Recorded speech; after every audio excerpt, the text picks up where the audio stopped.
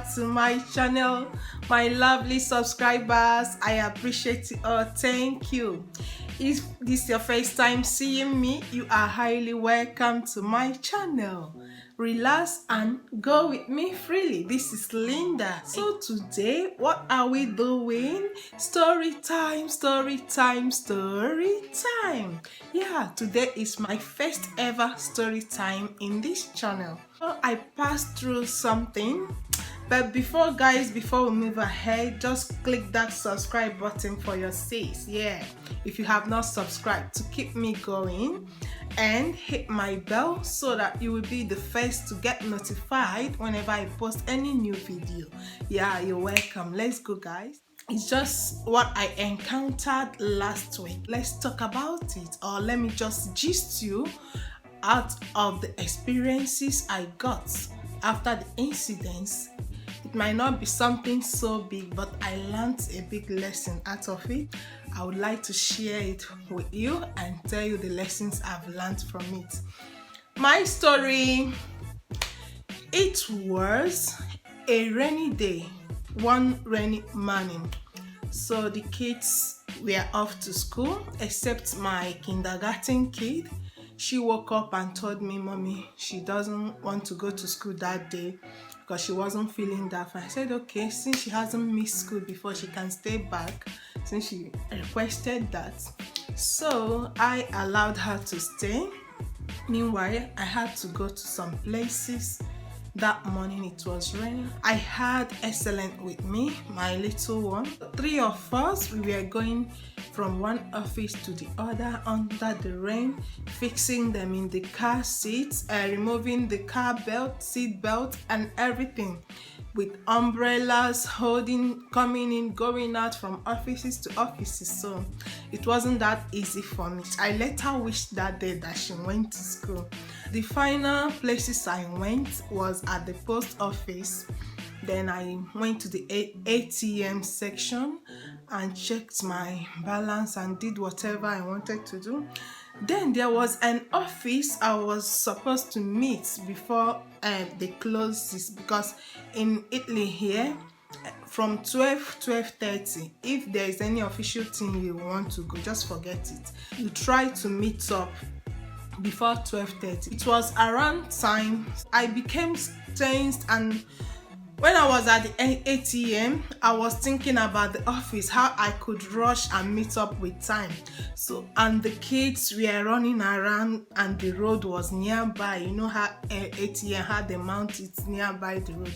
So I was like controlling them, thinking about where I was about to go. This made me to forget my ATM card. I didn't extract it. I left it there unknowingly. When I rushed to the office, I didn't even meet up. They have gone. I was like, okay, I try another day. Then on our way back, my second to the last baby started crying in the car that she wants to go to Aldi, a supermarket, and get some things. She thought it was a normal weekend driving, not knowing that mommy is busy on a busy day. Oh, that day I went into Aldi, we did some shoppings, and at the same time my girls were supposed to come back by 1, those in middle school, that's Scuola Media in Italia here. So I was thinking all those things, trying to coordinate this, that. That was why I left my card without knowing, because my mind was being distracted with some other thoughts. So now when we went to Aldi, I was rushing so that we can come back home because it was raining. I won't like them to stand in the rain waiting for me. I didn't drop the keys for them. After shopping in Aldi, I wanted to pay. When I brought out my wallet, where I always line my credit cards, one was missing. And it was exactly the one I used at the ATM. My mind was, what's happening? Have I lost it? Has somebody taken it? Has the ATM machine swallowed it? What might be happening? I was just mad. So I drove so fast to come back home to meet up at the post to see what was going on with my card. So when I came back home, I called the big girls to take the things out of the boot so I can move. I drove immediately to the post. When I reached at the ATM, I didn't see anything like card, but I was not afraid because I know in Italy here they don't normally steal. That's one thing I like about Italy. So good people, they don't steal if it is real Italians, but somebody that might not be an Italian, all this we call them here fake Oyibo, but I'm sorry, nobody is fake, right? That's how people refer to other Europeans and that are not the main Western Europeans. I got into the office of the post to let them know what I came for, because somebody might have picked it and report it to them that they saw this card here. So if someone comes asking for it, that person can redeem it from the post. It was my turn. As I took the turn, now I went to the woman in the counter and greeted her and asked her, please madam, did someone by any means came and reported any missing credit card? Immediately I said this.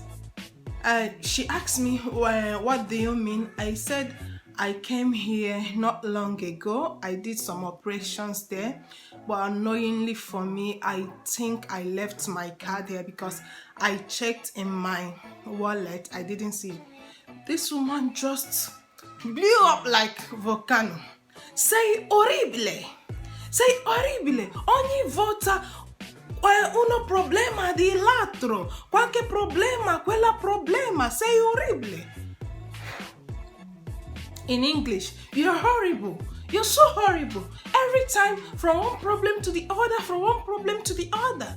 I was like, oh my God, this woman. That was just what I said. I heard myself like this. Oh my God, this woman. She got up and went inside. I changed color, I turned red, because whenever my emotions turn down, I always go red. If you are looking at me, you will notice. I just turned red. They are trying to understand what she means. How am I every time from one problem to the other, from one problem to the other? How am I horrible? Is it because I by chance forgot my credit card? I told her, this is my first time. That has not happened to me before, and exactly it's my first time leaving my card here. Had it been it wasn't the kids I was controlling at the same time, thinking of those coming back from school, how Ren will be beating them, the office I need to meet and all that, there were so many things going on. I wouldn't have. Had it been I was well coordinated all alone, it wouldn't have happened. But mistakes do happen. No one is above mistakes. So I was just asking myself there when she went in to meet with her colleagues to ask them if anyone had reported any card. I was thinking, so I'm horrible because I lost my credit card. I'm horrible because I met her at the counter to ask her about it. Who would I have if I didn't go to the post workers and ask them? Who will I ask? Will I meet the people passing on the street to ask them? They are the right people I should meet. The card belongs to them.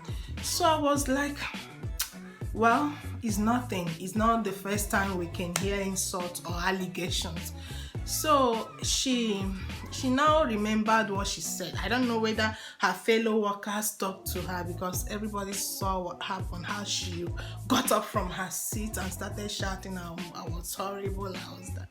So she came to me and said, Signora scusa, bla bla bla, tu sembri qualcuno che venga qua sempre per un problema o quell'altra.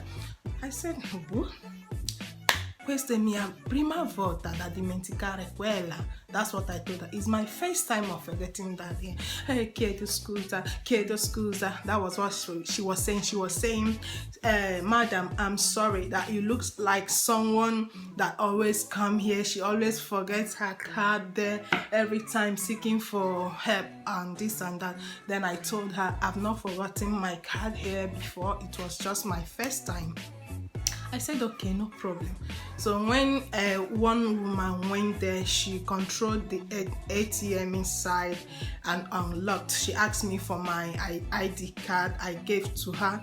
She used the ID card to compare with the details for the card to know that I'm really the owner. So she gave me something to sign. Another woman, not that horrible woman, you know. So I signed and I took the car. She called me again. Signora, chiedo scusa ancora. Have you forgiven me, please? I'm still asking you to forgive. I said, no problem. I've forgiven you. She said, are you sure you're forgiving me? I said, yes, I've forgiven you. So by this time, I was trying to smile to let her know that I've forgiven her. After all, in this life, what's the need of holding it for her? If I hold it, I'm disturbing myself because I won't have peace of mind. So I told her, I've forgiven you, there's no problem. She said, grazie mille, thank you very much. I said, okay. Now, what did I learn from this story? Have it been at that time she jumped up and shouted on me, calling me horrible, calling me one day one trouble, you know? Had it been, I said, what do you mean? Do you know me? How can you talk to me like that? Do you know who I am? You shouldn't talk to me like that. I would have created a scene and people there in the post will be watching me. Everybody, we know that I forgot my card there, one, and everyone will know me as a quarrelsome somebody. So now I chose the path of silence, trying to swallow so that peace can reign. And the woman learned from my silence and how I comported myself. She now had to fight with her own self to beg, to clear her mind, to get forgiveness from me, because I did not react badly to her. So had it been I just rose up like fire, like volcano, just like her, to call her back horrible, call her back 1 week one trouble or one day one trouble, it wouldn't have created any good thing. And I will come back home being more angry because I have quarreled outside. Then the things I will say may be against God's word, because God said whatever you bring out from your mouth, whatever comes out from your mouth, that you must give an answer to it. So in that situation, I was very angry. I was downcasted. I was belittled, you know, from a fellow woman. She's not my mother. She's not my sister. She's nobody to me. Why should she be calling me names? But I just managed to take the insults. After all, nobody's above insult. Anyone can insult you, but the ability to comport yourself, that's what makes you who you are. So had it been I gave her back what she gave to me, she wouldn't have had the mind of asking excuse me, asking scusa, how we say in Italian, saying excuse me, because she will not feel like I'm insulting her. And she was really an elderly woman. She can be my mother. She can be my mother, so I don't have to give it back to her that way. So even if she's not my mother, even if it's a young girl that I'm much older than, there's no need of answering back. Just comport yourself and let your silence work on them. So that's the essence of this story. My moral lesson, which I want to share to you all, is when you are bullied or insulted, don't give back an insult with an insult. Jesus Christ said it direct in the Bible that you should not give back an insult with insult.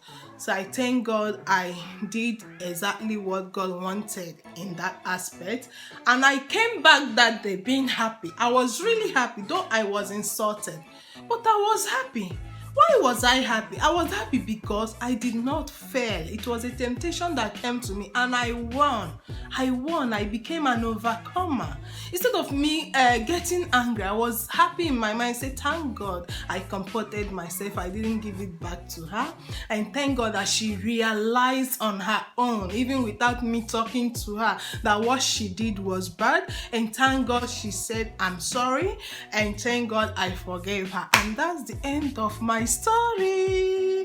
I hope you get something from it. Yes, let's cut this story short. Any good thing you have learned from this story, try to use it in your daily life. Practice it. Try to overcome bad with good. Okay, thank you, my lovely people. Thank you, my subscribers. I'm grateful for how you all are supporting me. If you are new, thank you. See you in my next video. Ciao ciao.